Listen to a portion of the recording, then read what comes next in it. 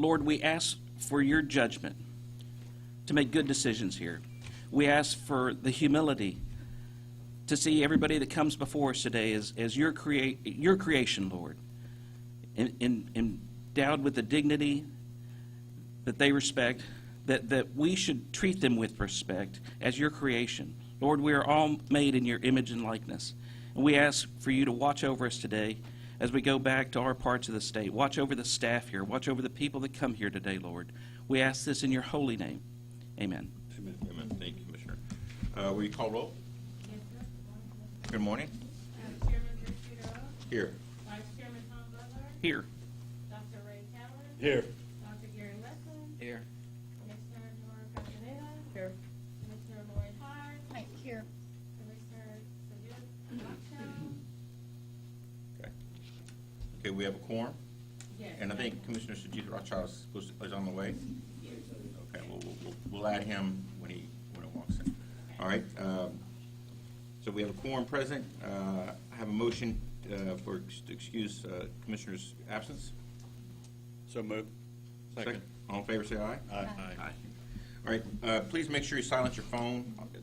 There's microphones all over the room, so I want to make sure that happens. And we're going to start with item C, Commissioners, public comment. We're accepting public comments in writing and in person. Commissioners, we have received, I got one. Is that right, or is there two? We have two public comments. Is there anyone wishing to address the commission on a matter that is not on the agenda? You're here for or contested case or rule. We'll call you up when you get that agenda item. If you want to speak, please fill out a public comment form, return it in, and we'll make sure, see.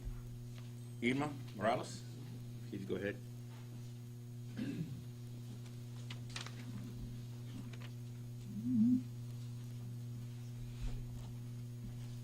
All right, Irma, I'm going to give you some, Ms. Morales, I'm going to give you some instructions before you start, okay? Okay. Thank you, ma'am. Thank you for being here. Please say your name and who you represent. You'll have 3 minutes to speak. Please understand the commissioners are not allowed to ask questions or engage in discussion with you about anything that is not specific on our agenda. Please also understand the commissioners cannot hear any information about a pending complaint on an enforcement case because we may ultimately be the decision maker in that case. Do you understand, Ms. Morales? Yes, I do. Thank Okay. you. You have 3 minutes. Go ahead and go. Good morning, Commission members. Good morning. My name is Irma Morales. I'm the owner of Driving Zone from McAllen, Texas, and I'm also representing Driving Quest, Region 1 Driving for Success program. As you know, in attempt to implement the new HB 1560, TDLR has proposed a lot of changes that will impact the driver education industry. Some changes are good, some not so good. On February the 10th, TDLR proposed rules eliminating Section D of Chapter 84.300, which removes the requirement for the department to perform an initial review for new driver education courses. The department's explanation for this was, and I quote, to allow for a more streamlined license approval process and license issuance. This allows a provider to get into business quicker, end of quote. This statement is troubling because it challenges the integrity of your very own department. If this rule passes, TDLR will not perform an initial review for new driver education providers and instead will self-certify. And this is a huge concern. According to NHTSA, for teens and young adults ages 16 to 24, Texas had over 200,000 traffic accidents in 2021, resulting in over 1,159 fatalities. That's a parent who lost a child. That's a brother or sister who lost their sibling. The leading cause of death for teens and young adults is preventable through the proper education and safety measures. We understand that TDLR is streamlining many processes. However, it should not compromise the state standards at the expense of teen and young lives. Having that TDLR license certification on the wall of a driver's education school reassures the public that they are in good hands. We want to keep it that way. And the only way to do so is for licenses to uphold their duties and as providers, and for the department to vet new course providers and ensure that they meet the minimum standards before a course is offered to the public. The committee is set to approve these rule changes on April the 6th. Our recommendation is to preserve the rules as they previously existed. Specifically, Section D, driver education course fees, items 1 through 5 of Chapter 84.300, without any adjustments to the fees. Thank you. Thank you all for your time and your attention in this very important matter. Ms. Morales, thank you so much for your effort. Appreciate you informing the commissioners on this. Thank you so much. Bye-bye. Good day. All right, we're going to have Michelle, but does she have a case for us? Is there, hang on, give me a second here. I don't have a last name. Michelle Mendoza, did you fill out a public comment form? Okay. Okay. She has a case. So we're going to wait till your time comes up, ma'am. So you won't be in open comment. Your case will come up in a little bit, okay? And the staff will get with you. So once you do and take this, I changed the last name. Yes. I only have a second. Thank you. Is there any other public comments that I'm missing? No, sir. All right. All right. So we're going to go to item D, which is executive session. We'll now go into executive session to consult with our attorney under section 551.071, subsection 1, and 551.071, subsection 2, government code. The time is 8:38. After the executive session, we'll take a break and come back. Now, how long do you think we're going to need? For our part, maybe 15 minutes. So let's say 9:05. We'll come back at 9:05 and pick up with any action items from executive session, and then begin the contested cases. All right? Thank you.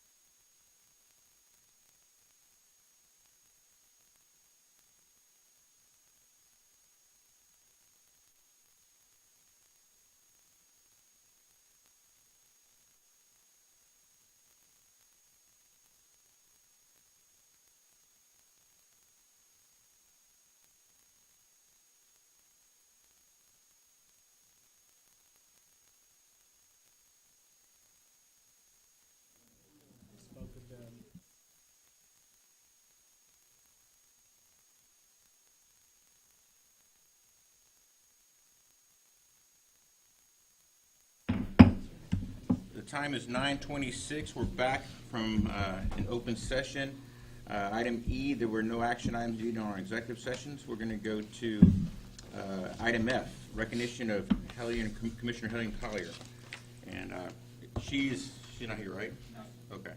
We're going to have a certificate. For you guys, Tom and I and Dr. Wesson had privilege of serving, and Dr. Callis, yes, privilege of serving with her. Wonderful commissioner. I'm going to read this. 6th day of March in the year 2023 in recognition of your tireless dedication to the citizens of Texas for your service at TDLR, which started at May 18, 2016. That's when I started. That's a long time ago, wasn't it? A lifetime. It was like a snowstorm, and Godzilla, King Kong fighting or something. I don't know, some disaster. For advanced knowledge of your agency programs, which have made you a reliable participant leader in each biennial TDLR strategic planning effort. For your leadership as Commissioner and Texas Commissioner of Licensing and Regulation, where you help ensure health, safety, and welfare of all Texans. For your leadership with the historically underutilized business program, we wish you luck in your next chapter of life, and God bless Helen. Commissioners, is there anything else you want to say? Mr. Chair? Yes, sir. Ray Callis, Commissioner. First of all, it was an honor and privilege to work with Helen for 6 years. I followed a year behind you, Mr. Chair, but she was an asset to the commission. I know she would be missed, but I want to thank her on behalf of myself. And she became a friend and one heck of a leader, and so she will be missed. Thank you. Anybody else? I'd like Commissioner Wesson, I'd like to second that. I served with her for 5 years, and she always had the best interests of the agency and for the citizens of Texas and how this was run, and I really feel it was an honor to be able to serve with her. All right. Thank you, Commissioner. Commissioners. All right. All right, thank you. No motion necessary. We're going to move to item G, which is the minutes. Make a motion to approve. Is there a second? Second. All in favor say aye. Aye. Opposed? Yes. We have a correction? Is your name in there? I wasn't there on December 10th. So we do have a correction to those 10 the meetings. I will take another motion with that amendment. So moved. Second? Second. All in favor say aye. Aye. Aye. Opposed? All right, motion carries. Commissioner. All right, we're going to move on to contested cases. If anyone here is appearing in person for a case, we'll call you up when your case is announced, okay? Do we have anybody on contested cases? Jessica, is there anybody? No, she's motions for a hearing. Is there any contested cases? Okay. All right, perfect. We're going to go with the Jose Juarez. Is that right? Yes, Jose Warren is the first, but he's not here. Okay, all right, Jessica, sorry about that, Jessica. We'll go with you, and let me read this first so that everybody can hear the instructions. We'll hear from the prosecutor first, then we'll hear from you. You'll have an opportunity to speak. Make sure you speak clearly, say your name and who you represent. Each side will have 5 minutes to speak, with up to 3 minutes for rebuttal if needed. Please understand the commissioners can only consider information that was read in record from the case that was heard at the SOA hearing, so you must limit your comments to those matters that were presented at the SOA hearing. Okay? Excellent. Jessica, go ahead. Thank you. Good morning, Commissioners. My name is Jessica Hurtado. I'm a prosecutor in the Enforcement Division. The ALJ recommends that you deny Jose Juarez's application to renew his Class A barber license and revoke that license. I ask that you adopt the PFD as written. Mr. Juarez obtained his Class A barber license on June 13, 2019, and he allowed that license to expire on June 13, 2021. Then on September 23, 2021, respondent was placed on a deferred adjudication for 3 felony offenses. First, respondent pled guilty to manufacture and delivery of a controlled substance, cocaine. Second, he pled guilty to assault of a family or household member by impeding breath or circulation. And finally, he pled guilty to sexual assault, for which the court placed him on community supervision for 5 years. Regarding the felony assault and sexual assault offenses, on September 8, 2020, the respondent came home intoxicated and got on top of the victim, his girlfriend, and began choking her. Respondent began yelling obscenities at the victim and then ripped off her clothing and sexually assaulted her. After the assault, the victim got into bed and waited for the respondent to fall asleep. The victim then messaged her friend to let them know what had happened, and when the respondent woke up, and saw the victim on the phone, he again got on top of her, began to squeeze her shoulders, and telling her that he, quote, wanted to kill her. Officers responding to the scene observed bruises on the victim's neck, knees, and shoulder. The department became aware of the respondent's criminal history after he filed a late renewal application on April 21st, 2022. And at the hearing, the respondent testified that he was trying to sell drugs to support his family because he was unable to earn enough money working as a barber. Respondent's explanation is of concern because working in a barber shop would provide him with an effective cover to sell drugs if he retains his license. Respondent also testified he was in a toxic relationship at the time the assaults occurred, and he testified that he has now attended anger management and Alcoholics Anonymous. Drug delivery, assault, and sexual assault are all guideline crimes related to the duties and responsibilities of a licensed barber. In analyzing the Chapter 53 factors, the ALJ notes that the offenses are serious and occurred a little over 2 years ago. Additionally, respondent was 25 years old at the time of these offenses, and these cannot be discounted as mere youthful indiscretion. The ALJ states that respondent offered no evidence to establish his work history after 2020 and did not present any letters of recommendation. While the respondent testified as to his rehabilitative efforts, the ALJ concludes that, on balance, the factors weigh against the respondent at this time. Therefore, the ALJ recommends that you deny respondent's renewal application and revoke his Class A barber license. I ask that you adopt the PFD as written, and I'm available to answer your questions. Thank you. Thank you, Jessica. Any questions, Commissioners? I have a motion, Chair. Can you look at that conclusion of law? Yes, sir. Okay. What was the, So yes, so you'll amend conclusion of law number 15. There was a typographical error. This is Della Lindquist, interim general counsel, to change it from a Class B license to Class A. Mr. Chair, I recommend that we deny Mr. Juarez's application for renewal of his Class A barber's license and revoke his license. is there a second? Second. All right, any further discussion? All in favor, say aye. Aye. Opposed? Motion carries. Thank you, Jessica. Lindsay Perez, so you come on up. Are you, Ms. Perez, are you good with the instructions I read earlier? Yes, sir. Okay, I'm gonna let Ms. Jessica go. Go ahead. Thank you. Good morning, Commissioners. Jessica Hurtado, Enforcement Division. The ALJ recommends that you deny Lindsay Perez's application for an incident management tow operator license, and I ask that you adopt the PFD as written. Ms. Perez has an extensive criminal history beginning when she was 18 years old. In 2008, the applicant was convicted of 2 felony offenses, forgery of a financial instrument and credit or debit card abuse. The applicant was originally placed on a deferred adjudication for both offenses for a period of 5 years. However, the court revoked her supervision, found her guilty, and sentenced her to 6 months in prison. In 2008 and 2011, the applicant was twice convicted of misdemeanor theft. These offenses involved stealing clothing from a retail store and stealing a John Deere riding mower that the applicant later pawned for cash. In 2013, the applicant was placed on deferred adjudication for felony assault arising out of 2 instances of assault against a family member that occurred during a 12-month period. However, in 2014, her supervision was revoked. She was found guilty and sentenced to 2 years in prison. In 2015, the applicant was convicted of assault of a public servant and evading arrest. These convictions arose out of a single incident where the applicant was pulled over by a police officer. When the applicant refused to exit the vehicle as instructed, the officer attempted to remove her from the vehicle. The applicant then accelerated the vehicle forward, dragging the officer approximately 50 feet before the officer was able to free himself from the vehicle. Despite repeated commands to cease, the applicant drove the vehicle until she jumped a curb and collided with a parked car.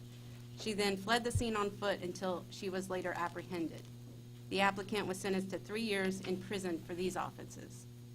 Finally, in 2018, the applicant was convicted of forgery of a government instrument, a felony offense. And during a traffic stop, officers asked the applicant for her driver's license.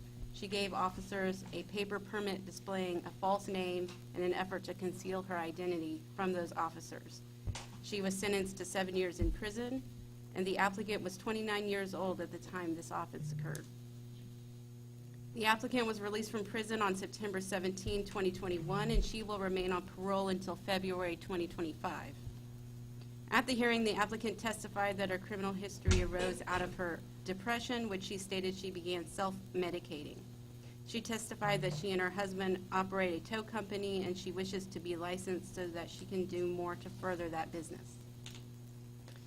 The ALJ found that the applicant's crimes involving fraud, crimes against the person, and crimes against property are all offenses that directly relate to the duties and responsibilities of tow truck operators. The ALJ also found that the applicant's evading arrest conviction was directly related to her occupation because it was a serious felony involving the use of a vehicle. In determining whether the applicant is fit to hold a license, the ALJ notes that the applicant was convicted of 6 felony offenses within the span of 10 years. The ALJ notes that the applicant has been out of prison for 1 year at the time of the hearing and will remain on parole for another 2.5 years. The ALJ concludes that the applicant is not currently fit to hold a tow truck operator license. I ask that you adopt the PFD as written, and I'm available to answer your questions. Thank you. Thank you, Jessica. Any questions for Jessica? All right, Ms. Perez, you'll have 5 minutes. Remember, stick to the issues that were the SOA hearing, okay? We have to contain it that. Thank you. Go ahead. Hello, my name is Lindsay Perez. Thank you for your time and consideration today. I do understand that my previous criminal history is a question. I have no excuses as to why I committed the crimes. The truth is I did struggle with depression for a long time and began self-medicating. I developed a very serious drug addiction and did many bad things. That's not who I am today. God changed my life. Me and my husband do own a towing company. I currently assist him. I help him with writing invoices, taking payments, loading and unloading vehicles, but without the license, I'm limited. I cannot get in the vehicle, go pick up a vehicle, and take it where it needs to go. We would like to expand the business and get another truck, but that would require a license. Every day I strive for better. I'm determined to not give up. Although I did many things in my past, that's not who I am today. I hope that you're able to see me for the person that I've become and not the person that I used to be. All I try to do is be a positive role model to my children. My husband sees how I work every day. He sees how I am with customers. He sees how I am on an everyday basis. And if he thought for 1 minute that I was not an asset to the company, he would not allow me to work with him because he would not jeopardize the business. That's our livelihood. That's how we make our money. That's how we pay our bills, feed our children. If he thought that my ethics were questionable, he would not be willing to jeopardize that. But he continues to support me and encourage me in getting the license so that we can continue to prosper and expand our business. So I hope that you can see me for who I am today. Thank you for your time and consideration. Thank you, Ms. Perez. Commissioners, questions for either one? How old are you now? I'm 34. So are you involved in a church? Yes, ma'am. We go to Celebration. Jessica, I have a question for you. Yes. When will she be off parole? 25. Yeah, 2025. What's the date It's February, I believe. of 2025? Yeah. Okay. Ms. Perez, thank you for being here today. I think it speaks volumes. You've been out of prison for about 1.5 years, correct? That's correct. Okay, you're still on paper. Yes, sir. How often do you see your parole officer? So I'm currently on the lower supervision. I just report remotely. Once every 3 months, I make a phone call, check in. She asks if anything's changed, any contact with law enforcement, and that's pretty much it. And then once a year, I have a home visit, but because I'm on low supervision, it's just by Zoom meeting. Also, I check in once a month just to see if I'm on the random UA list. If I am, I go in, submit my UA, and that's it. Have you been to any drug treatment And counseling? I'm sorry, this is Della Lindquist, Interim General Counsel. Let's just make sure all this was on the record, Jessica, because I wasn't at the hearing, so. Is it on the record, Jessica? I don't think it was in such detail, but she did testify as to her. Speak up a little bit into my. She testified to her status on parole. That was in the record, but not into the details of her Just asking about the supervision. parole. No, that's Commissioner, on the if record. if you want to, go ahead. I'll allow it. Go ahead. Thank you so much.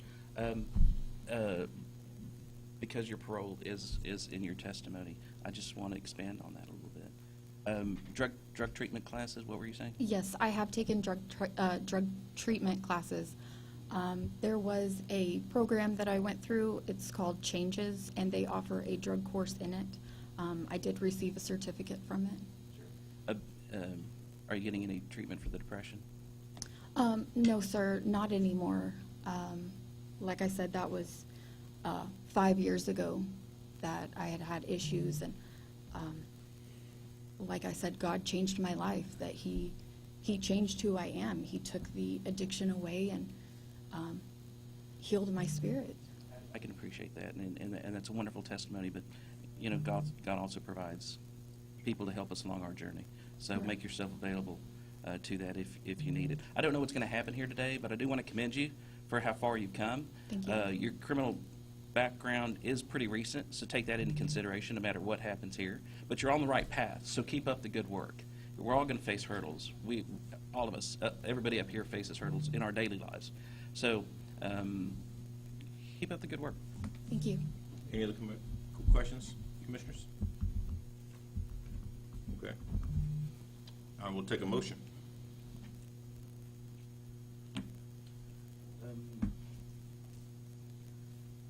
Make a motion that we adopt the PFD as recommended and deny Ms. Perez her license. Just a function of, it just hasn't been enough time for the seriousness of the offense for me. Okay. So that's my motion. Is there a second? Second. All right, any further discussion? All in favor say aye. Aye. Opposed? All right, motion carries. Ms. Perez? Can I ask a question? So, They'll address your questions and explain to you what happened. Let me tell you two things. One, you have other options besides what we just said here. Second, I think the commissioners are struggling with it, but I think you'll be able to talk and go through that and make sure you are on the right path. And the staff will address any issues you might have or next steps. I think if the commission as a whole can tell you that we echo Commissioner Butler's comments. You're moving forward, so continue to. Okay? thank you. Thank you, Mr. President. I hope we see you again. You can reapply. All right, that's it. Contested cases, correct? Am I, oh, all right, excellent. Motions for rehearing. We do have Ms. Mendoza. Go ahead and take a seat. Mr. Jennings. Good morning. To see you, sir. You as well, Chairman, and good morning, Commissioners. Hang on, let me read the instructions. Go ahead. I just wanted to say hello. Oh, good morning. Calm Speak down, up. Doug, calm down. I'm just appreciate your raring to enthusiasm. I go. appreciate your enthusiasm. I Right. do. If anyone's here in person for a motion for hearing today, we will call upon you when you see the case announced. So we're going to go with your case, Ms. Mendoza. We'll hear from the General Counsel first, and then we'll hear from you. You'll have an opportunity to speak. Make sure you speak clearly and say your name and what and who you represent. Okay? All right, Mr. Jennings. All right, Go. thank you. Good morning, Chairman and Commissioners. Doug Jennings, Assistant General Counsel for the Department. This matter resulted from a default order in which the Department assessed administrative penalties against Ms. Mendoza totaling $2,500 based on Ms. Mendoza allegedly teaching cosmetology without a license. In her motion for rehearing, Ms. Mendoza claims that she was penalized twice for the same violation. I believe this is just a point of confusion. It is not in fact true. There were two cases involving separate violations brought against Ms. Mendoza within a short period in the latter half of 2021. The first case, ending in 2842, was brought against Ms. Mendoza's salon and company, Did That Hair and Nail Studio, LLC, which was operating as an unlicensed cosmetology school. Just want to keep that in mind, unlicensed cosmetology school.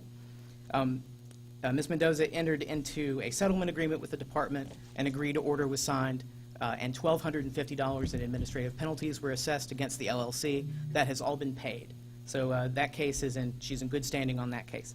A second case, which was brought 2 months later, was brought against Ms. Mendoza in her personal capacity, not against her LLC, and alleged that she taught cosmetology without a license. So the first case was the school operating without the required license. Second case is Ms. Mendoza teaching without the required instructor license. In that, a default order was issued in this case assessing $2,500 in administrative penalties. The respondent did not allege improper service. The only point of error that she raised was that she believed that she was being charged for the same violation twice, and it's clear that she was not. I'm happy to answer any questions. All right, thank you, Mr. Any questions, Mr. Jennings? All right, Ms. Mendoza, it's specifically addressing any error that we have made in processing this case. Okay, we don't want to try it, we just want to know if there's an error that we made. You can highlight that, okay? Okay, thank You you. have the floor, go ahead. Thank you so much for having me. My name is Michelle, owner of Did That Hair and Nail Studio. We are a San Antonio full-service salon, the first one in San Antonio, and I graduated about 2019. I wanted to do everything in the salon business, and I wanted to teach others what I've learned, because when I went to school, it was hard for me to learn. There wasn't a school that I felt was, hey, it taught me everything I needed. They teach you the TDLR parts to pass your exam, not to what's on Instagram, what's popular on Facebook. So I went out and I got classes from other instructors and things like that, and they were doing them in their salon, so I figured it wasn't bad. I called TDLR, and I'm sure there's record of it, and I asked, if I am doing advanced trainings within my salon and I have a salon room in my salon, and I'm not giving anyone a license, because no one would get a license for 6 hours. I'm only doing advanced trainings that are 6 hours. So for someone to think that they're getting a license would be ridiculous. And especially for the fraction of the cost, because it's $18,000 to $25,000 compared to a $600 CAS $500 class. I'm going to interrupt for just a second. This is Della Lindquist, Interim General Counsel. I'm sorry, this is not a hearing. Right. We're here to just address whatever error you believe we made in this case. So I gave you a heads up, Ms. Mendoza, so you have to see where we have made a mistake in processing your case. Yes. Not the case itself. Okay, just because I know with these case numbers, they're almost similar, so that's where I got confused. So you're coming at my LLC and as me as a personal, correct? Is Yes, what I'm that getting was at? correct. The first case ends in 2842, and that was the one against your LLC, and the case ending in 5518 was against you in your personal capacity. That's Okay, correct. so I continue to call TDLR and ask them, what's going on? Because I have 2 papers that say the exact same thing. Me, this is my first business, right? So to know any of all of this stuff, no. I didn't understand any of it. So I kept calling and calling. They said, oh, no, you're paid up. You're paid up. You don't have to pay anything. So it's like I get this default order in the mail afterwards, and it's like, okay, I owe this. And so it's like, I've been calling y'all to figure out what's going on, and no one in y'all's department can help me out. So I've got frustrated, and I'm just like, I don't understand. So this is why I'm motioning for rehearing to see what happened. Why is there so many different, because it's the exact same thing, right? I'm getting hit as a cosmetology school, and then my personal, but I don't understand how I'm getting charged for the same thing twice. If I paid what I needed to do, I did everything that I needed. Okay, so your point is you were confused? Yes. Okay. All right. Any questions, Commissioners, towards Ms. Mendoza? Did you ever ask for someone's name so that way you can get your story straight that I spoke to so-and-so? Well, since all of the calls are recorded, I figured y'all could just go back on that, because that's why I kept calling. And then I don't mean to be, racist or any of that. It's hard to figure out what's going on because I can't understand certain people when I call. And then when I do call, I get somebody different. And then I ask them, okay, well, I already paid up my dues. Oh, yes, Ms. Mendoza, we checked everything. Everything's fine. But nobody thought to check under my Did That LLC. But my name is the same thing. So Did That Hair and Nail Studio. I'm attached to Did That Hair and Nail Studio. So I'm just like, so I got attacked from Michelle Mendoza and then Did That Hair and Nail Studio on one. So there was so much confusion. Nobody could help me, and I'm frustrated myself. I had to get my lawyers involved. My lawyers didn't be here at this time, but it's just me as a startup business. I really was just trying to help people and do the right thing. I didn't want to teach anyone anything. So is that so? We record calls? I'm not sure if the calls are recorded. I know that all of the staff that speak to respondents, they keep a phone log. So they keep notes in legal files. And I have seen emails to Ms. Mendoza stating, regarding her 2842 case, yes, there are emails saying that she has paid that off. And that was very true. But there's also an email explaining, there are 2 separate case numbers. 2842 was for the unlicensed school. 5518 is for you as an unlicensed person. May you show me those, Ms. please? Mendoza, you need to wait till your call. Oh, I have okay, I'm sorry. reviewed the record thoroughly and have seen those emails. Okay. I can confirm to you. Stand down. Mm-hmm. Go ahead. Thank you, Mr. Chair. Ms. Mendoza, Do you understand now that you're being sued in two different capacities? That you were sued in your individual capacity, right? And in your company capacity. You understand that now? Now, but it's just it was harder because nobody was getting that information to me. Okay. I You have understand several. Yes, now I understand Okay. that now. Good, good. It's just. Any other questions, Commissioner? Yeah, Mr. Jennings, in your opinion, do you think it was very clear that there's two separate entities and two separate cases, number one?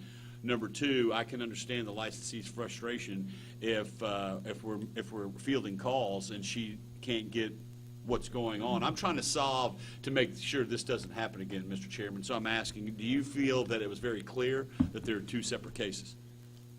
I understand the respondent's confusion. I do. I think if the I think as a matter of practice, the cases had to be brought at different times because they were technically against different respondents. Right. One against the LLC and one against her in her personal capacity. I know in particular because I have responded to Ms. Mendoza through our legal assistant, trying to clarify that there were two separate cases and laying out the factual basis for each. Yet she persisted in filing the motion for rehearing, which is her prerogative, certainly. I do feel that there is room for confusion, but I do feel from reviewing the record that our legal assistants made the effort to try to explain. It may not have been processed because it may, Ms. Mendoza may have been confused, but I do feel like we made an effort to try to say the first violation has been paid off, but there is a second case against you. Okay, yeah, so that's why I want to make it very clear, is that we have totally expounded and expunged the first case. She's totally clear on that. We're just handling the second, and she filed a motion for rehearing, which she never really had to do in order to make this, just take care of this case, correct? Yes, sir. Okay. Expunge she paid the penalty. It wasn't expunged. Right. It was Right, paid. right, but I'm saying it was pushed out, meaning that the penalty was paid, that case is done. Yes, sir. Yeah, Yes, that sir. case is closed. We've issued a closing letter. Right, okay. Oh, that's what it was. I apologize. May I interrupt? Just give me a second. Just give me a second. Yes. I was just gonna ask. Hang on. Okay. Commissioner, did you have some comment about Commissioner? Yes, so that's what it was. I got the closing letter, so I was confused. I said, well, I just got a letter that I paid out all my dues, so what do you mean that I still owe y'all?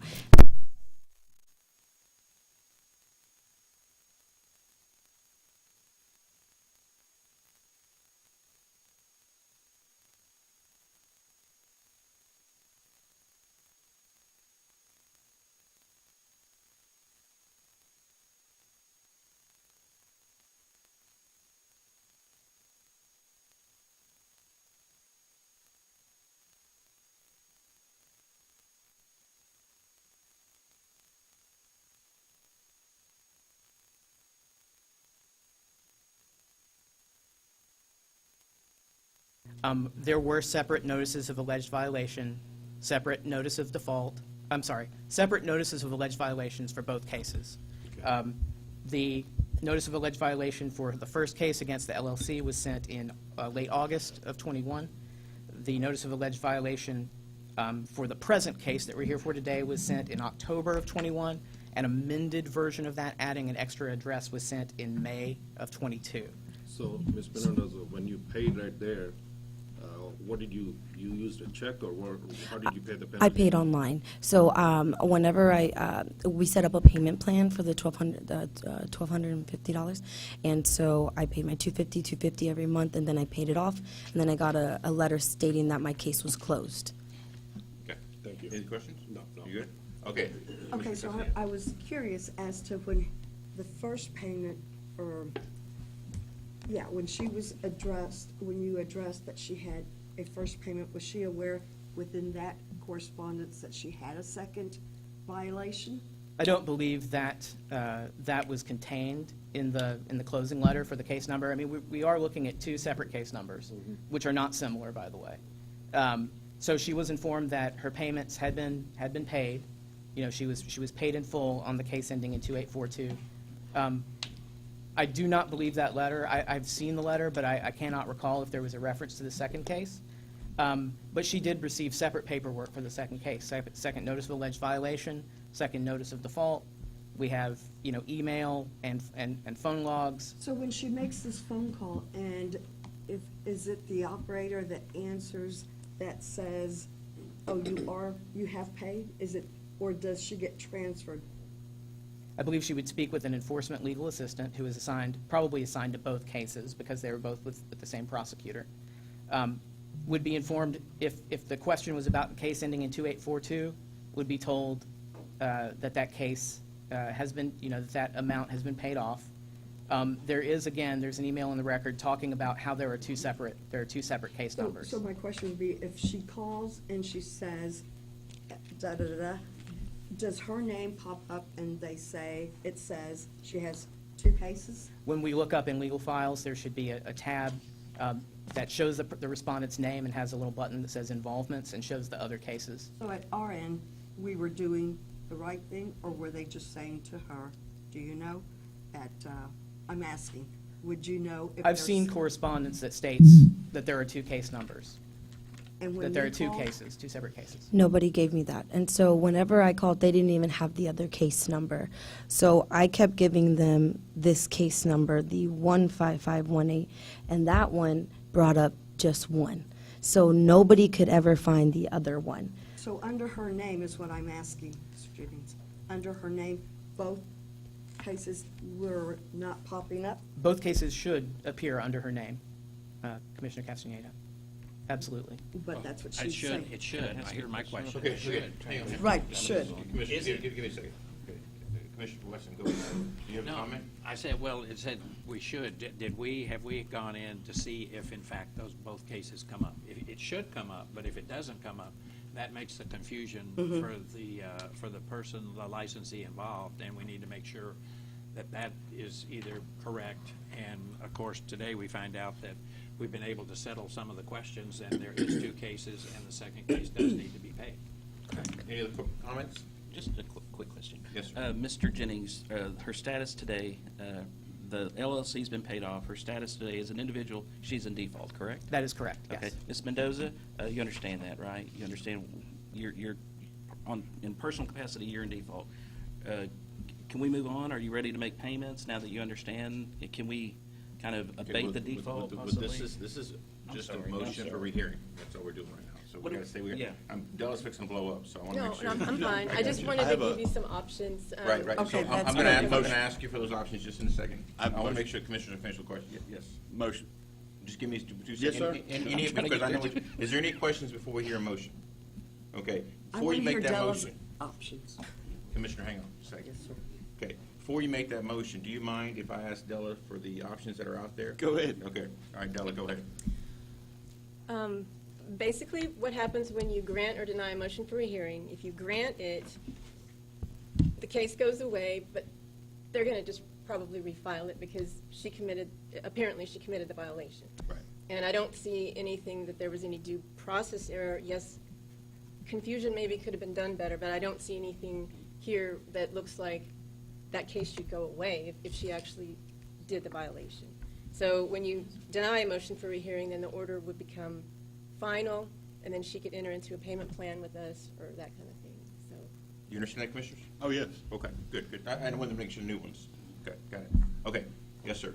I'm going to deny motion for rehearing, and you've explained it quite well. I just wanted to make sure we don't kick this can down the road. I am not saying that she didn't do anything wrong. I think that she needs to pay her fine and put her independence back in good standing, just like her LLC. So I'm denying the motion for a rehearing for that reason. Great explanation. Second? Second. All right, any further discussion? All in favor, say aye. Aye. Opposed? All right, motion carries. Our staff will kind of explain kind of what happened just now, just to make sure you're clear on it, okay? So they'll get with you, but thank you for your time today. Have a good one. Thank you, Commissioners. All right, great job, Thank you. Commissioners. If you have questions, let us know, because there's a lot of legal jargon on this, so make sure Della's here for our clarification, so I know it's a lot of different things. All right, we're gonna go to item J, all right? Ms. Petlo, good to see you. Good to see you. But I'm gonna allow Della a few minutes before we do this to address the commission. thank you, Chairman, and I just wanted to let you all know that your voices were heard. Can you hear me? Okay. Your voices were heard at the conference a few weeks ago, and so with regarding rule presentations and when you are going to adopt a set of rules, what I've asked the Assistant General Counsels to do in their presentation and on the documents that I gave you is put a little more context in the rule, so it's sort of why we're here, what we're doing today, to help you understand what you're actually adopting, maybe just a few more points that might bring it together a little bit. And if you think today's is better or whatever, we can continue on down that path. But these were the only two that we had this morning, and hopefully that I've asked each of the attorneys to give a little bit of context about what we're doing here. Okay. So Commissioners, do you have the, did you get the sheets from Bella? Yes. Okay, that should give you the highlights that you have. All right, thank you, Della. Small words for me, make sure we use those. Explains a lot less. And Commissioner Butler as well. All right. Ms. Pello, item A, or item J, you have the floor. Good morning, Commissioners. Wendy Pello, Senior Assistant General Counsel. Agenda item J is, we've got 12 rule chapters. Won't list them all, they're listed in your agenda, and they are undergoing the required 4-year rule review. As Della said, I'll give you a little bit more background and context about the rule review process to see kind of how this fits into the whole rulemaking world. The department, like all state agencies, is required to review its rules every 4 years, and that's required by the Administrative Procedure Act. The department reviews the rules to determine whether the reasons for initially adopting or readopting the rules continue to exist, and whether the rules should be readopted, amended, or repealed. Procedurally, the department publishes what we call a notice of intent to review in the Texas Register, and that notifies the public that the review process has been initiated. It also offers the public an opportunity to provide comments on the current rules. There's no specific rule text or amendments proposed. There's no specific changes. It's just an opportunity to comment on those current rules. Where we can, we do what we call a consolidated rule review, so that's why you've got 12 rule chapters on the review today. That hopefully helps with efficiency, since we have 37 programs with rules, and then we have another 4 rule chapters, so we've got a lot of rules to go through.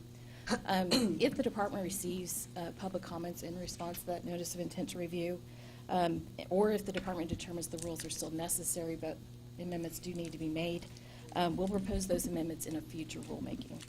The department doesn't recommend adopting any changes at this part of the rule review process, since the public has not had an opportunity to review any specific changes or comment on any specific changes, and neither have any of the appropriate or applicable advisory boards. So at this point, the commission would be readopting the rules in their current form to complete the rule review process. So for today, you've got 12 rule chapters under review. We published the notice of intent to review in the Texas Register on September 2nd, 2022, and the comment period closed on October 17th, 2022. And the department received comments from 20 interested parties in response to that consolidated rule review. Any public comments that were received that were regarding readoption or repeal of the rules, we took those under consideration as part of this review. Any public comments that were suggesting changes to the rules, those will be taken under consideration in a future rulemaking. The department reviewed each of these rule chapters. We did a legal review, and we did an in-depth comprehensive review with the division staff. And after doing that review, we determined that the reasons for adopting or readopting the rules continue to exist. These rules are essential in implementing the applicable statutes. They provide details in terms of implementation and operation of the statutes and of the programs that are associated with them. So based on the department's review and or the public comments we received, we may propose amendments in the future to these rules in the future rulemaking. And what that looks like is we'd have any proposed changes, they'd go through the standard rulemaking. We would put specific changes, whether it be repeals, new rules, amendments. Those would all be published in the Texas Register and be open for public comment. So the public would be able to see those specific changes and comment at that time. So for today, the department is recommending that the commission readopt those 12 rule chapters that are listed under agenda item J and adopt them in their entirety and in their current form as a result of the 4-year rule review. And we're recommending an effective date of March 15th, 2023. Thank you, Happy to Ms. answer any questions you have. Any questions, Commissioner? Make a motion, sir. Okay. I'll second. All in favor, say aye. Aye. Opposed? Motion carries. Thank All you. right. We'll go on to item K. Thank you. The federal. Dylan, I just want to say thank you for listening to us at the retreat, Mr. Chair. I like the way this format is laid out. I think it's self-explanatory. It gives us something to look at, and it's always better, especially whenever it's a lot of verbiage. This summarizes it very nicely. Thank you very much. Thank you. I'd like to second that, and if it's possible to have this included in the materials when we get it before we get it the morning of. Great, good comments. Thank you, guys. Thank you. All right, go ahead. Good morning. My name is Dalma Sotero. I am Assistant General Counsel for the department, and I'm here to present the proposed new rules for Chapter 55 regarding the rules for administrative services. The proposed rules are established to comply with Section 2171.1045 of the Government Code. This section requires all state agencies to adopt rules consistent with the Vehicle Fleet Management Plan adopted by the Comptroller's Office relating to assignment and use of the state agency's vehicles.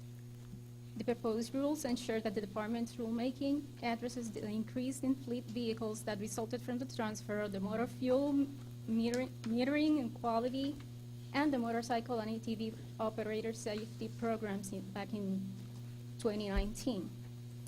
The proposed rules were published in the Texas Register on October 21st, 2022. The department did not receive any comments related to the proposed rules during the 30-day public comment period. The public comment period closed on November 21st, 2022. And the department recommends the commission to adopt the proposed rules as published with an effective date of April 1st, 2023. I'm available for any questions. All right. Thank you, ma'am. Any questions? Mr. Chair, I make a motion we adopt the proposed rules under 16 TAC Chapter 55 as published with the effective date of April 1st, 2023. There's a second? Second. All in favor, say aye. Aye. Opposed? Motion carries. Thank you. Settle. All right, item L. John Medlock. Good afternoon, Chairman and Commissioners. My name is John Medlock. I am the Chief Prosecutor with the Enforcement Division. Before you today, we have 3 separate penalty matrix, which our prosecutors use when enforcing these different programs. They are for the laser hair, the court order education programs, and the mold assessors and remediators program. Before I kind of get into it a little bit of what the penalty matrix is.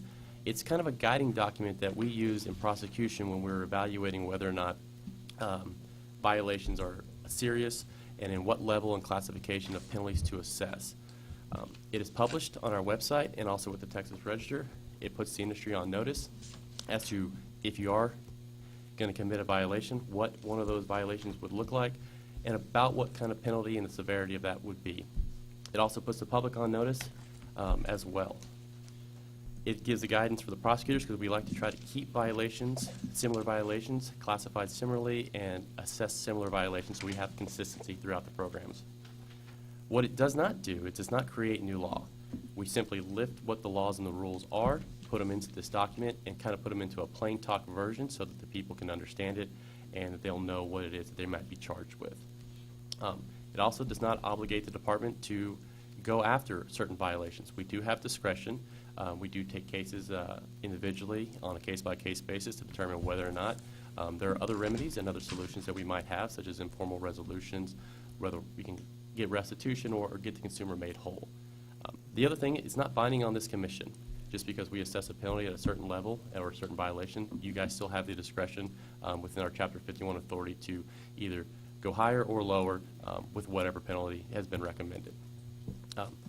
What we typically do with these penalty matrix is we gather first the prosecutors in that division to put together these documents. We'll go through internal stakeholders to take a look at them to see if we got them right. And then we usually reach out to the advisory board work groups to get their input on these as well. These 3 programs are unique. There aren't advisory boards for these 3 particular programs. So what we did with, in the help with our OSC group, we reached out through our listservs, asking for industry input and interested members who would like to serve and help us to develop these programs. We were quite surprised. We had quite a lot of people who responded to us. We had 3 separate meetings with each of these programs, lasting several hours to discuss each of these programs. A lot of vigorous debate happened, and I think we put together 3 quality documents here. So with that said, if you would like to go over, or what basically each of these documents have, they each have classifications. So you see Class A, B, C, and D. As you go towards the D, the violations get more severe, and the penalty ranges and the sanction levels get higher and more serious. The other thing is you'll see groupings within each classification. We try to group with subject matter headings to kind of see if something's an administrative violation, if it's a standard of care type of a violation, so that way it can be easily discerned. And we also put the statute or rule on the one side, so if you actually want to go see the full text of what the violations are. Laser Hair has one document, same with the court order education programs. The mold assessors, and talking with that group, we've actually broke that down into several different ones because there are several different groups of licenses, like assessors, remediators, trainers, and labs. So we felt that it was necessary to kind of break those ones up into 4 separate penalty matrix, just for ease and clarification. So what we would like to do is have you guys adopt these so that we can start using these. Again, like I said, they will be published in the Texas Register, and as soon as you guys adopt them, we'll go ahead and start putting these into context and use. Do you guys have any questions? Thank you. Medlock, any questions? All right, I entertain a motion. I make a motion to adopt laser hair removal court-ordered education program and mold assessors and remediators, so Mr. Medlock can start putting them on our website. Is there a second? I'll second. All right, all in favor say aye. Aye. Opposed? All right. Thank you. Medlock. Okay, Mary. Going to item M, these are appointments. By the way, thank you, Commissioner Castaneda's got an application. If you guys have, as we rotate these advisory boards, make sure you let me know, and for follow-up, Mary knows as well, and we'll make sure, one way or the other, we'll follow up with you on any applications you give us. And Good morning, Mary Winston, TDLR. Today we have a slew, but you have the applications and the information for consideration for your approval, appointments and reappointments for the advisory boards. First, we have under Code Enforcement Officers Advisory Committee, Mr. Jose Victor Baldovinos. I knew I was going to mess that up. Mr. Baldovinos from South Padre Island, Texas. For Motor Fuel Quality, Metering and Quality Advisory Board, Jeffrey Bond of Pearland. For Speech Pathology and Audiology Advisory Board, Stacy Poteet of Lubbock. For the Texas Water Well Drillers Advisory Council, we have Mr. Jason Flint. And for the Towing and Storage Advisory Board, Mark Mitchell of Waco. Next, we move on to the reappointments.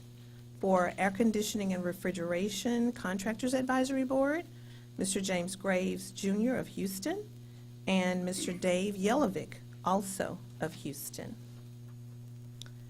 For Advisory Board of Athletic Trainers, Dr. David Schmidt of San Antonio, and Michael Fitch of Richardson. For Barbering and Cosmetology Advisory Board, Nylan Holman of Plano, Texas. Also for Barbering and Cosmetology, Natalie Enderman of Lubbock, Laura Valdez of Austin.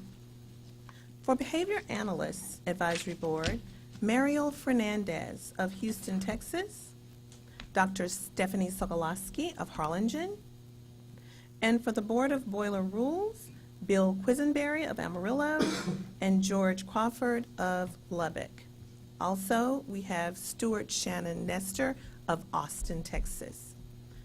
For Code Enforcement reappointment, Stuart Walker of Lubbock, Matthew Christensen of College Station.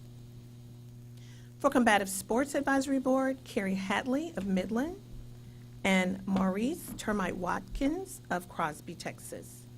For Driver Training and Traffic Safety Advisory Committee, we have Ms. Anna Freeman of Fort Hood, Texas, James Hiller of Capel, Rudolfo Rudy Martinez of Katy, and for the Electrical Safety and Licensing Advisory Board Committee, we have Kim Allen of Grand Prairie.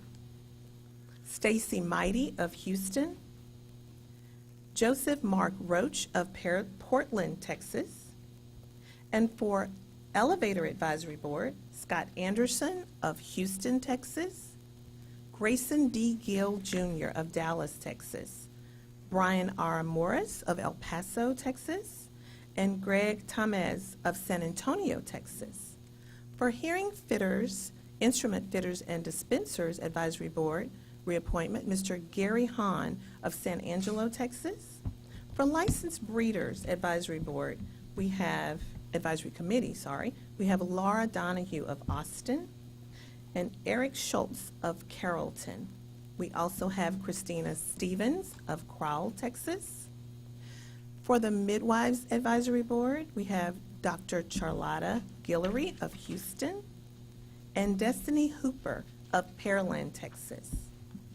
For Motor Fuel Metering and Quality Advisory Board, Keisha Escada of Wichita, Kansas, Carlos A. Garza of Edinburgh, Texas, and Seth Stevens of Floydada, Texas. We have Mr. Stephen Spurlock also as our ex officio member for appointment for Motor Fuel Metering and Quality Advisory Board.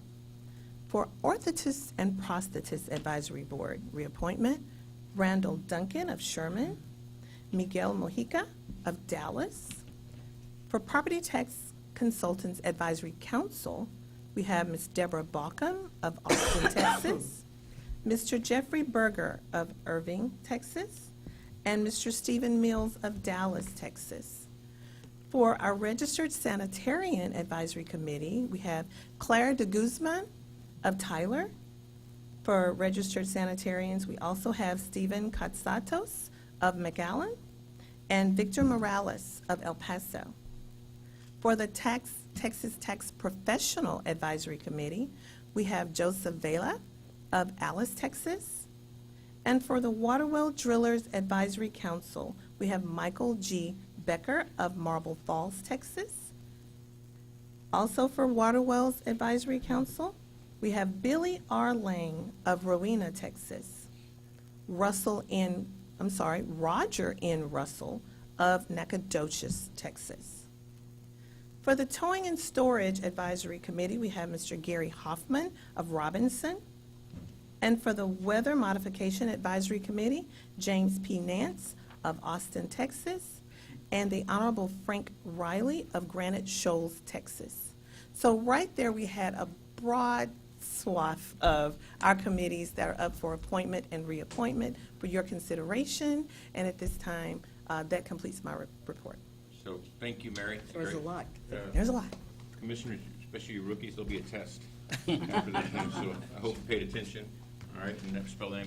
Thank you, Mary. This is a pivotal part of what we do, so especially if you have a particular passion with medical or combative sports or anything that would help us out, that'd be great. Mary does a great job, and let me know. Any other questions for Mary? Yes, sir. Got a question. The government code 60.24 states that advisory boards, there is an abolishment date right there, which is 2024. And we are proceeding till 29 or something. How does this happen?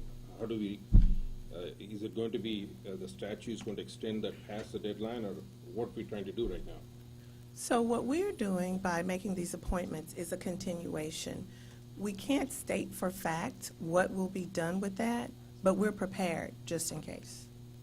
So we're stating 2029, but if the dome says that pretty much 2024 is a deadline, so are We would send out notices letting them know that it was abolished. Okay. One other question, Chairman. In future, if you have these appointments right there, can there be a background? Because I don't know any of them. I have no recollection. My past experience, when you're seeing a new appointment or something, that application or something would be put in for the new, so I can at least see some information. And lastly, I think, for these reappointments, don't know if, I think there is a clause or something that you got to attend a certain amount of meetings. Any of these fine folks who've been working, are they in compliance with whatever the statute? Those are wonderful questions, And statute typically says that they are appointed by recommendation of the chairman and by vote of the body.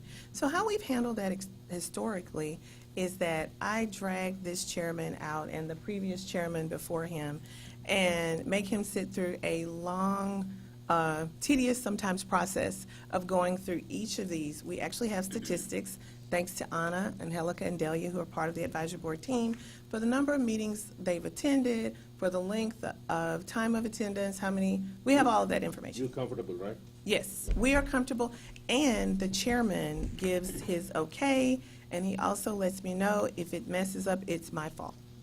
True. But let's not give the commissioner off the hook just yet. I am more than happy for you to sit with me and go through these lists. I love welcoming any commissioners. I would love that. That would be great. I've encouraged it. I've begged for it, and I'll continue to beg for it because I think it's a great opportunity. As far as the statute, it's a great point. We're just, like I said, we'll notify them, and then that'll be that. I think I was aware of it, but you crossed the point. We need to probably be more precautionary or take better precautions, and we'll go through that with Mary, and then we'll highlight it to the commissioners what we're going to do if that statute still stands in 2024. Okay? But it's a great point. I don't know. You actually impressed me today, which was hard. I'm not going to lie. Well, our general counsel's rookie's office making us look stays bad. on top of all of our rules and statutes and what we need to do, so Della's got that. This kind of saves a step. If it is continued, we don't have to meet again. If it's discontinued, then it's discontinued, and then we have another step to do, right? So we don't have to say, oh, it's 2024, now we have to do this big mad dash of a list we already have had in hand. But if we need to cease, then we do that. And we do continually re-adopt those rules. Correct. Two things. Again, you're welcome to go through it. If you want the information or the background of each of these applicants, Mary would be happy to Yes, we send do that have to you. it. Absolutely. Yes. Okay. You had a question? Yes, do the new applicants get some type of training? They do. Do they actually have to come up for meetings, or is it all done on Zoom, or is there, depending on what they? So pre-virtual times, and we'll leave it there, they came up for everything, and they are paid with a big fat thank you. We don't reimburse, we're just not Sounds like able us. to. We just are just thanking them, and we have about 261 members. For the past couple of years, and now we do have it in statute that we can meet virtually. However, I've discussed with the chairman that it doesn't prohibit us from meeting in person, and we would like in-person meetings. At least we're looking at a couple of times a year. Some of these folks, these wonderful volunteers, come from El Paso. It's not necessarily a cheap and easy way to get here. So we try to do a compromise, but we do work group meetings over WebEx or Zoom or whichever Teams virtual method we use. We do training that way. The staff is always available for questions. The box for advisory boards at TDLR, it's manned by 4 folks. We see it. We have each other's backup. So yes, we do So training. they're not isolated and, We try our best Right. to make them feel part of the community because they really do very important work, Right. as do you. Chairman, if you don't mind, Mike Smith is Executive Director. I want to add a little bit more to that. Pre-COVID, as she was stating, they would have to come in for advisory board meetings because that was a requirement, which was very limiting on the number of people that we could bring in because, as was stated, if they're coming in from El Paso or from Brownsville or from Dalhart, Texas, or Marshall, that was a long distance for travel, so we had to travel the day in, meet, and if they traveled back, it made it for a late night getting Right. back, whatever. With 1560, with House Bill 1560, which is a sunset bill, a provision was added in there to allow for virtual meetings. Well, what's happened with that is it makes it easier for them, makes it easier for the commission now to actually get a full breadth of the state of Texas. So you can actually now Oh, get great. advisory board members that are in El Paso and Throughout the state. Brownsville and Dalhart and Marshall, so that we get a full breadth of now what's there, and not just in the Austin area or the Houston area, or Dallas area. So we're capable of doing that as well. The other thing is that they simply join online, and they have a 1-2 hour meeting, and then they go right back to work. And so they're not out all of that time of work either, because they would have to, leave work or whatever. Couple of days, And it would yeah. take them, a couple of days, and they're out of work. So there are some benefits to that. And I understand the other side of it, of wanting to bring them here so that they interact, which I get that. You know, But is their choice? I mean, it would be, yeah, it would be the choice of probably the presiding officer dealing, you know, with the executive team to find out if they want to bring them in. At this point in time, all of our meetings have been virtual. Since COVID began, all of our meetings are virtual. Now, of course, you can see this is the first time that we've had a full commission meeting, and so we've got it very well attended. We've got staff here. But the advisory boards, we had 2 advisory board meetings last week that were virtual. And it took, I think one of them took maybe an hour and a half, 2 hours. The last one took about 3 hours. And so, but then they go right back to their work and their jobs. There's some benefits to it. There's some downsides, but some benefits to that. So, you know, I think that that's one of the things that we look for is to try to expand that and to get more people involved in the advisory board meetings because we need to hear from everyone that's located around the state of Texas. So that's the benefit of it. And yes, I mean, I can tell you, you saw the number of appointments that had to be done this time because of the fact that, you know, they kind of come back up. In answer to your question, Commissioner Asheroff, yeah, if the statute ended the 24th, we would just simply notify them saying, it's done, we don't have to meet anymore because the advisory board is abolished for whatever reason. But, you know, it still provides the opportunity to still meet with them. I will tell you something else. There was a requirement on some of the statutes for the advisory boards to meet 1 time or 2 times a year. There was a requirement. That provision is now gone so that it's at the recommendation of the presiding officer or the executive director that we can call them in for a meeting or call a meeting. Not call them in, but call a meeting. So those provisions have now been taken away, which is when you've got 32 advisory boards, 31 advisory boards, you know, knowing which ones had to come in for a meeting or required to have a meeting, which ones did not, made it very cumbersome. I know that years ago we had a issue come up with the licensed breeder advisory board where there was a requirement to meet, and we missed that requirement in the statute, and so we failed to be able to live up to that. So we had to have a meeting just to be able to have a meeting, which is unfortunate because they came in, said we need staff reports, and then they left because there was no business to take care of. So this kind of helps out with that as well. thank you. All right, any other questions? Yeah, do we meet, advisory boards meet here if you want in person here or Here. El Paso? Here. You want to go to El Paso? I've been in El Paso, but Okay, any other questions? By the way, you should have just received an email for the applications that you can go through, and that way you can just read through each of the person that was listed. Thank you, Christine. Great job. And Chairman, I wanted to add that this virtual meeting, it can be positives and negatives, but any quorum issues that we may have had because of travel, finances, whatever, have really been eliminated.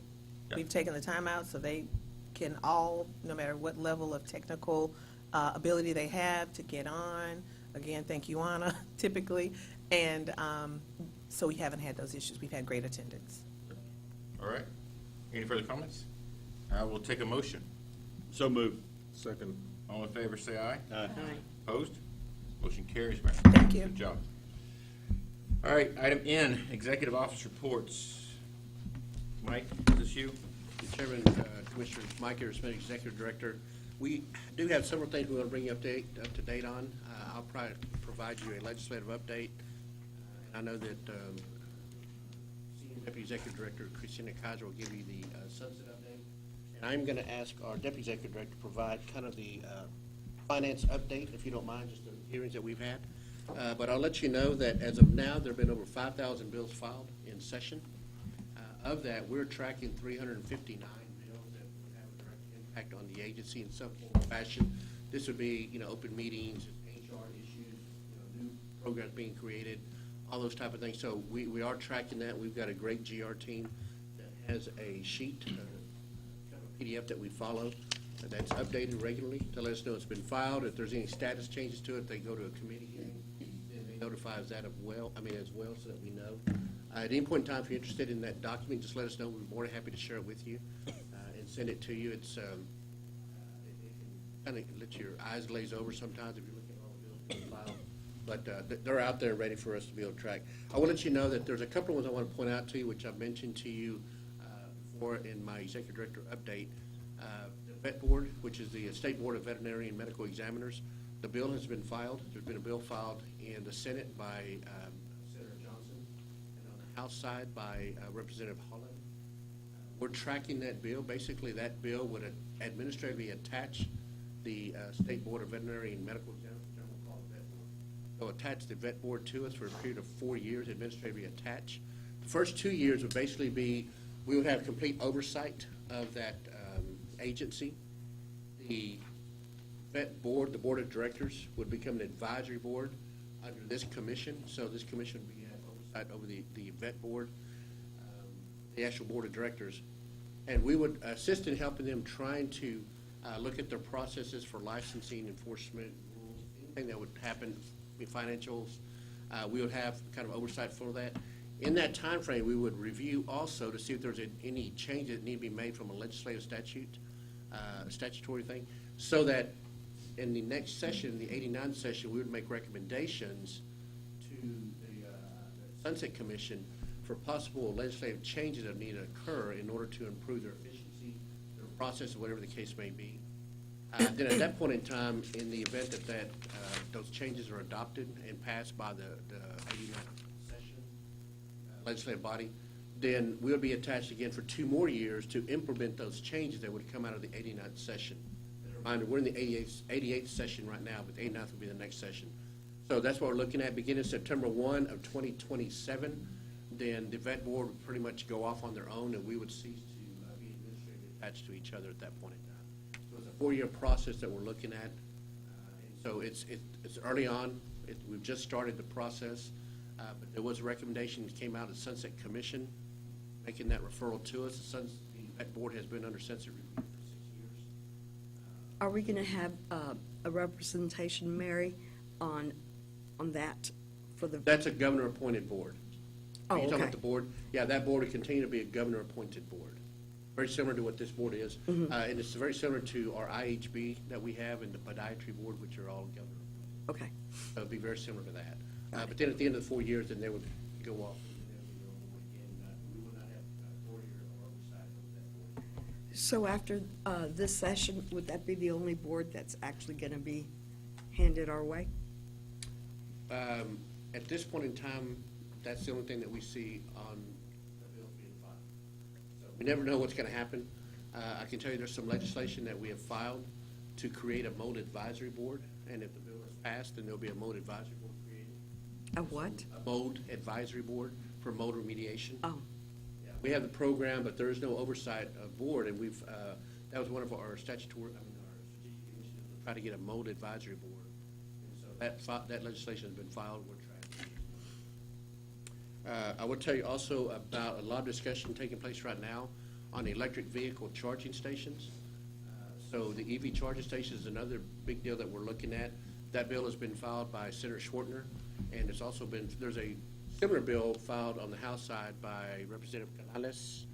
And so we're tracking both those bills, but essentially what would happen is that would create a registration on our side for EV charging stations throughout Texas.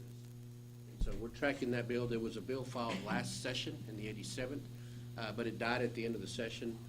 It never was passed, so, but that's another one we're tracking. We've had a lot of conversations on that bill. Jessica is kind of a leading point on that. And so that's another one that we're going to keep track of, which will kind of add a little bit to us as well. So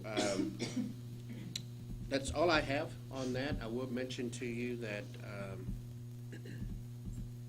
well, let me kind of talk about that after Kaiser gives her sensitive update. So, go ahead, Charlotte. Good morning, Mr. Chairman, Commissioners. Christina Kaiser, Senior Deputy Executive Director with TDLR. Last time you met, I told you about reports that we had submitted to 2 different agencies to update them on our compliance with our sunset requirements. If you'll recall, the Sunset Commission requires us to report to them on our status of completing statutory changes that were enacted in our sunset bill, which was House Bill 1560 last session. And the State Auditor's Office requires us to report to them on our status of implementing management actions.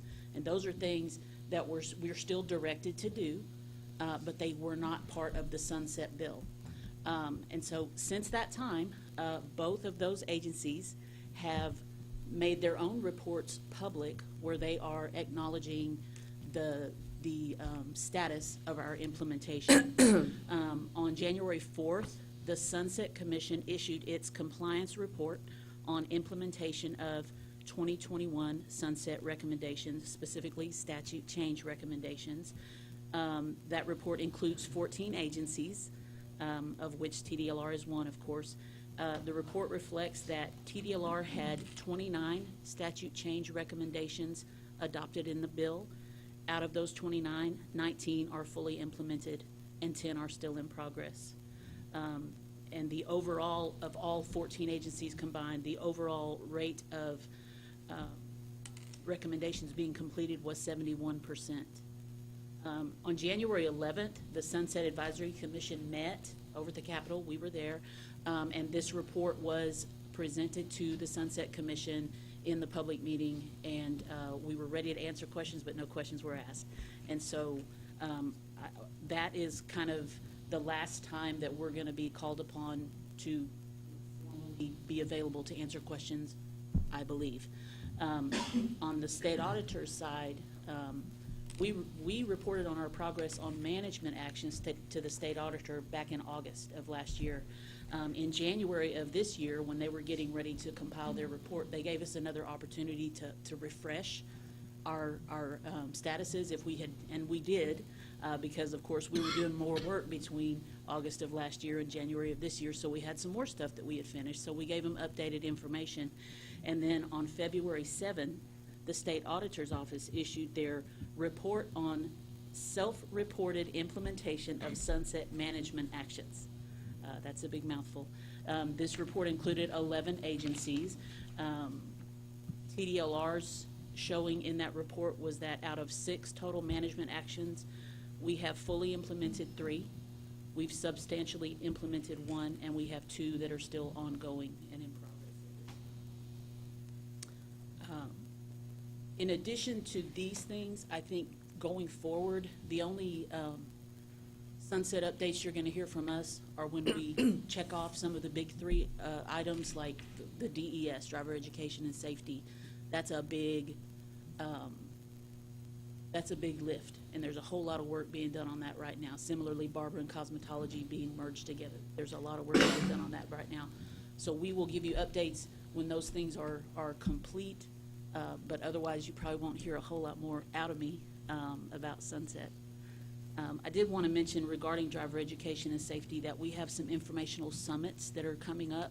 They're similar to the ones we did a couple of months back with barber and cosmetology. This is an opportunity for industry to attend a meeting with us in person, and we can help them understand the sunset changes and the rule changes that are in progress at this time, including the rules that the public commenter addressed this morning.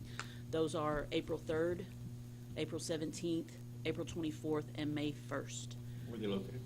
April 3rd is McAllen. April 17 is Houston. April 24 is Dallas. And then May 1st is Austin.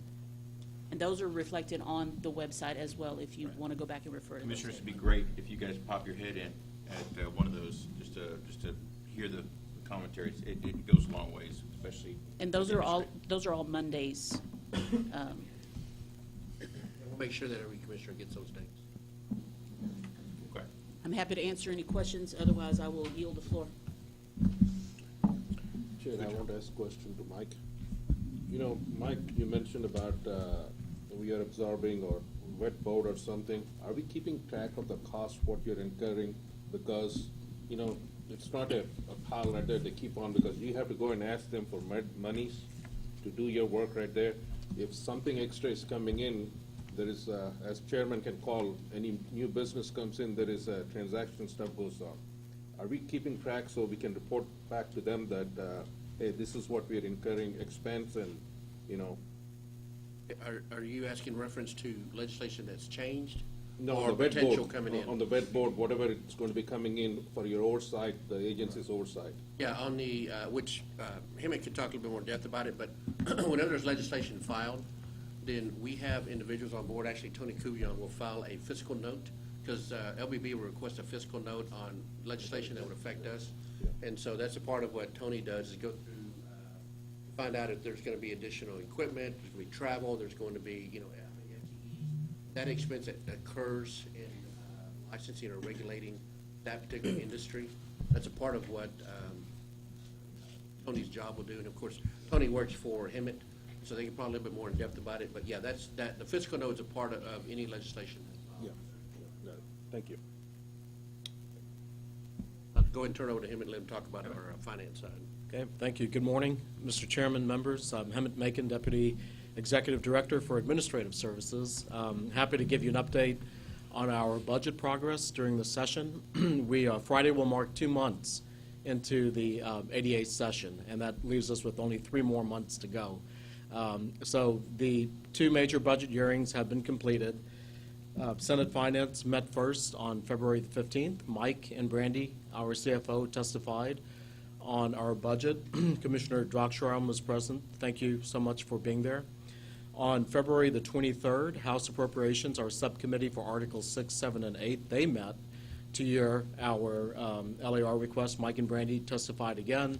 Commissioner Draksharam was present. I would say we had a good testimony, and the outcome is still pending until the last day of session.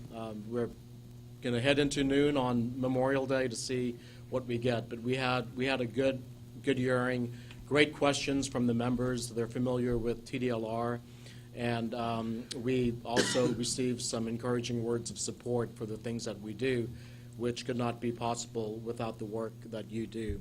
So to give you a snapshot of where we left off in the summer with filing our LAR, we had gone into the session with a total of a $52 million request for the next 2 years. In the introduced bill from both chambers, from the Senate and the House, they put in a 5% salary increase for all state employees.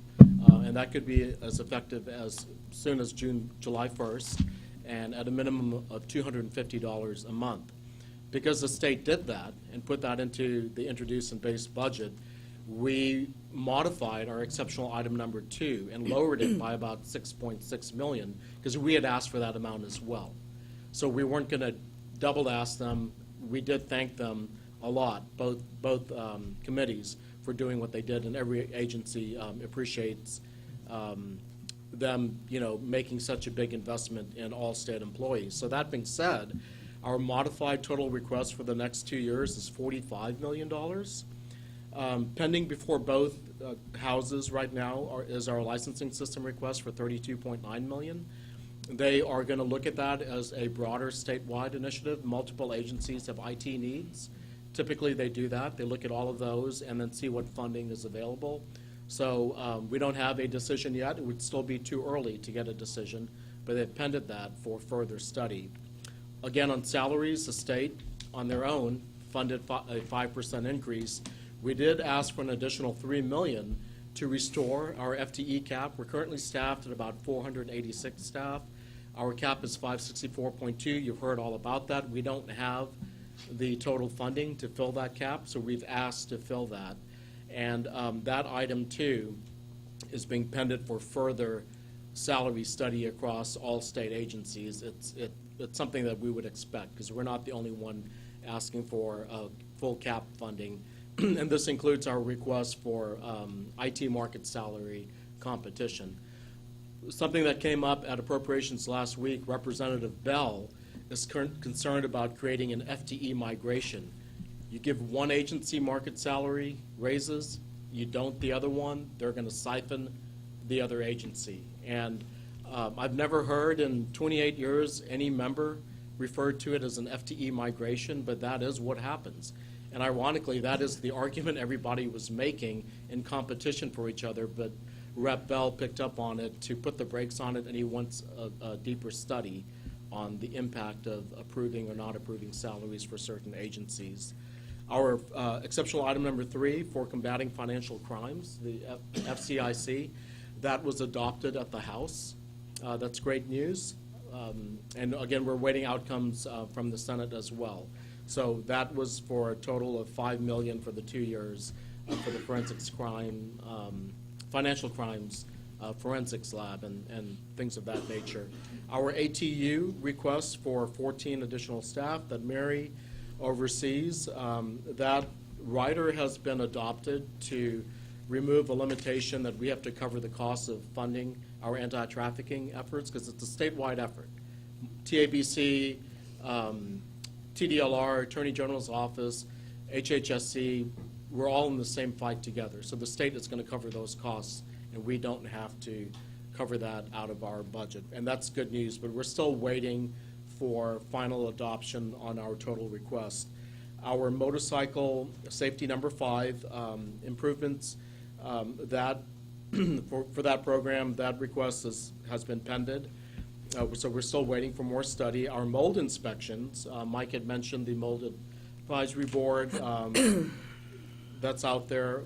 We had requested 3 staff and an additional $523,000 for the biennium.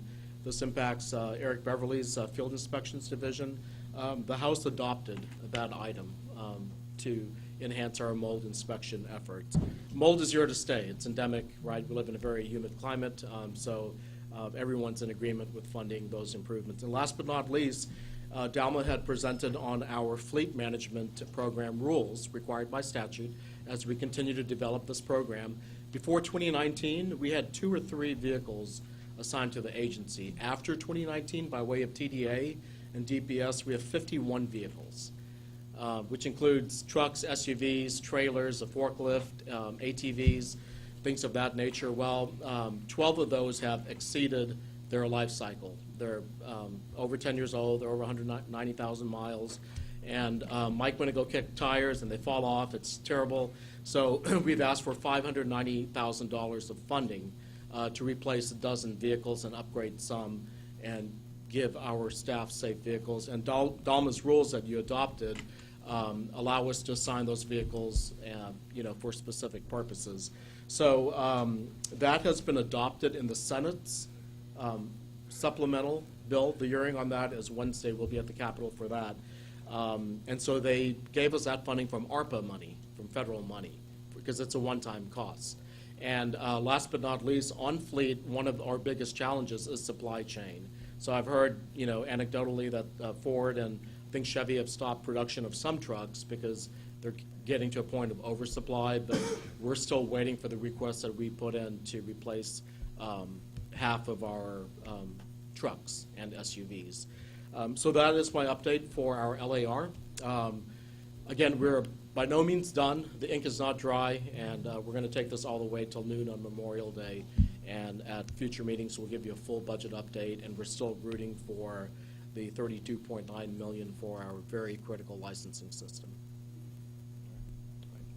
All right, Mike, anything else? Commissioners, we've got a couple of things. I believe at the end of this meeting, or toward the end of the meeting, you will do your cybersecurity training. Just know that that is an annual event based on statute changes that we had in the last session.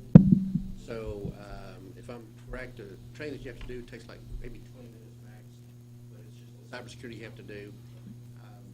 But I do want to just let you know that this is a requirement that has been passed by the legislature. All state agencies, anyone associated with state agencies have to take the cybersecurity training. So it's not something that, I drummed up to kind of get back at y'all. You actually have to do it, so kind of so you know. I want to let you know also along that same line, we're talking about IT.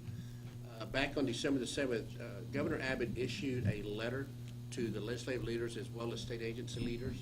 And I'm sure you probably heard about it, called the TikTok letter. Essentially what it said was that in order to be able to secure the data of Texas citizens, that he was banning all TikTok applications on state-issued devices. And he was asking that each state agency develop a policy, which we did. So we actually have a policy in place now.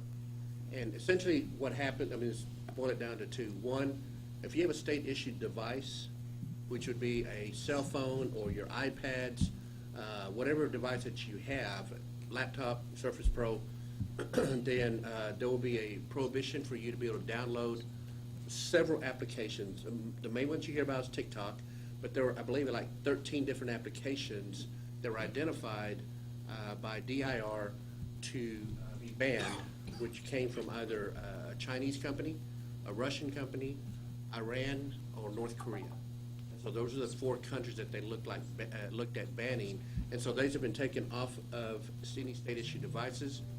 We did have some state team members at TDLR that were accessing state email or state Teams, chat, whatever, on their personal device. That has now been removed also, so if you're trying to access it from your personal device, then it has been banned and you've been blocked from being able to access state email. The letter basically stated that they were asking that personal email had to remove, or personal devices had to remove TikTok or those applications, or something that would prevent access to it. So we chose the route of simply just not allowing personal phones to be accessing state issued email, Teams, chat, anything that had to do with the state, you can no longer get access. So it came down to two. One, if you have a state issued device, it's being banned from you being able to access it. And two, if you're using your personal device, then we're just keeping you from accessing it. Now, I can tell you that one of the things that will potentially happen is that we may have to increase the number of phones for team members that may have been using their personal and wanted to access state business. That's going to be done on a case-by-case basis, and we'll work with the executive team and the directors to find out if the individual does truly need access to it, or if they simply want it because of ease. And so we're going to go through all that to see what we need to do. So just kind of want to let you know an update on that. Haven't mentioned FCIC, the funding for that. I know that some of the commissioners have access and toward FCIC. If you're interested in going out to the Financial Crimes Intelligence Center in Tyler, let us know. We'll set up a tour for you to go out there. It's really a great show that you see. They're located in an old firehouse, but what they're doing is state of the art. It's really pretty cool. I think we've had Chairman Figueroa, Commissioner Weston, Vice Chairman Butler. They have been out there and viewed and toured the facility, and I think they would be able to tell you firsthand that what they're doing out there is state of the art crime fighting in order to be able to prevent financial fraud in Texas. Can you explain what Senator Nichols has to say about this financial center at your financial, SAR? Yes, sir. At the Senate Finance hearing, Senator Nichols, Robert Nichols, pretty much threw a softball up, talking about how well the Financial Crimes Intelligence Center is working and operating. One of my talking points in talking to Senate Finance and the House Appropriations Committee is that on a $2.6 million budget, they have either averted or recovered $51 million. This is over a 13-month time frame from beginning of January 1 of 2022 to the end of January of this year, $51 million. And that's a 20 times return on investment, which is part of what the legislature hears. And so I think that it was probably fairly easy for them to be able to say, yeah, we need to grant that $5 million to create the forensics lab that they want to do to fight financial fraud, to add the additional FTEs, because they're getting called upon on a regular basis now as being the go-to place for subject matter experts to be able to get to helping law enforcement and prosecutors in order to help fight financial fraud. Senator Nichols has toured out there. He is a huge proponent, loves the FCIC. Senator Hughes as well also, it's in his district. But Senator Nichols talked about it in the Senate Finance hearing about what a great benefit this is for Texas and how we're preventing and stopping financial fraud. As I mentioned before, it is the only unit, the only center in the nation located here in Texas. And because of that, they now have other states contacting them and asking them how they run it, what are they doing, because they're looking at trying to establish it in other states. So Senator Nichols is a huge fan when we talk about it. Thank you. How's the remodel going? Out there, you know what, I'm not sure. Jess, do you know how the remodel's going? It'll be complete this month. All right. I think that's all I've got. I'm available for any questions. Right. Real quick, just because, if you don't mind, staff in the back, if you can just stand up, say your name and what you do, that'd be great, real quick, because I want to make sure everybody, if y'all don't mind, and I know I threw a curveball. Jessica, we'll start with you. Yes. Jessica Escobar. Sorry. Chief of Staff. Tell him to sit, don't make him stand. Just wish her, go ahead. Doug Jennings, Assistant General Counsel. Mary Winston, attorney here, and I manage our anti-trafficking unit as well as the advisory board. I'm Anna Clark. I'm a part of the Benefit Matter Assistant General Counsel. Eric Beverly, Director of Field Inspections. Tony Kubion, Budget Analyst. Charles Johnson, Deputy General Counsel. Ray Pizarro, Director for the Education Examination Division. John Medlock, Chief Prosecutor for the Enforcement Division. Tila Mange, I'm the Public Information Officer. I deal with the news media. General Assistant General Carla Melgar, I'm the Director of Armed. All right, excellent. You know the staff, right? Look, these guys, Commissioner, these guys work tirelessly. I mean, I always tell people they're the quiet giant, and it's good because if something's loud, it's not good. So the state works well. We thank you guys for what you do. We thank you for this Herculean effort that you guys are doing, which is amazing. And we just want to make sure you guys get recognized for that. Chairman, I just got some additional numbers on the FCIC. In February alone, they had 45 million, which now puts them at 96 million in financial fraud averted. Wow. 96 million. So, and I've briefed you, Commissioners, on what we're going to be doing. I've asked Jessica to help run point on this, and I met with the presiding officers, but that is a template for something that we're going to expand because the state has to be prepared for that coming down the pike. Anything else, Mike? No, we just found out, I think, that You're just Chairman full of good news. Figueroa- There's all kinds of news, Yeah, aren't you? Chairman Figueroa, Vice Chairman Butler, and Commissioner Castañeda, the only three that didn't take cybersecurity for the others are taking. Yes. Good job, good So job. we will have a remedial class after this. These are the penalties. Today we talked about penalties. All right. Any other questions I'm sorry, that are that's all I got. sensible? Thank you. Any other sensible question? That eliminates you, Commissioner. All right. Hey, by the way, I think it's the first time that I've seen all of us here, and I want to thank you guys. I know you guys have a lot going on. Thank you for showing up. May 2nd is the next meeting. Before you leave, if you can clear that with, I guess Christina or Carnisa, either one, and make sure that we have that quorum locked in. And I want to lock that in, so thank you guys. Officer, thank you for being here for us. We appreciate you here. Feel more comfortable, especially with him next to me. All right, I'll take a motion for. Not yet. Can I ask you a question? Yes. You're so mean. I got to be. I'm not sure. Well, I was going through my reading material because I was asked to read all this bunch of reports or something. There's a question, maybe we can do it in future meetings or something, the statute 51.201, you all attorneys. It says that we got to adopt rules for the commission, for our procedures right there. So the question is, I don't know, I haven't seen in the 3 stacks of books. So is there something we got to do in future? Maybe 1 page, everyone shows up or something? I'm not sure what your question is, Commissioner, so. So statute 51.201B. Right. It says that as a commission, we have to adopt rules, internal rules. So the question is, do we have anything like that? I think this is Della Lindquist, Interim General Counsel. I think you're probably talking about the Chapter 60 procedural rules? No. No? 51.201B. Just go through this and let me know. Okay. We'll follow up with you. Yeah. Any else? All right, I'll entertain a motion. Yes, sir. May 2nd is not a good date for me. May 1st would be a great date. Okay, let me Because work the on it. reason why I say that, Mondays is always better for me. I hate to say it, because whenever I skip 2 days, that's 2 days of work I got to skip. Roger that. Commissioner, shall I do this real quick? Is May 1st okay with everybody? Doc? I know you're good. May 1st? Got a deal? All right, May 1st, I'll confirm it, but thank you, Doc, for letting us know. Appreciate that. I will still entertain a motion for adjournment. So move. Second. All in favor, say aye. Aye. Opposed? All right, good job.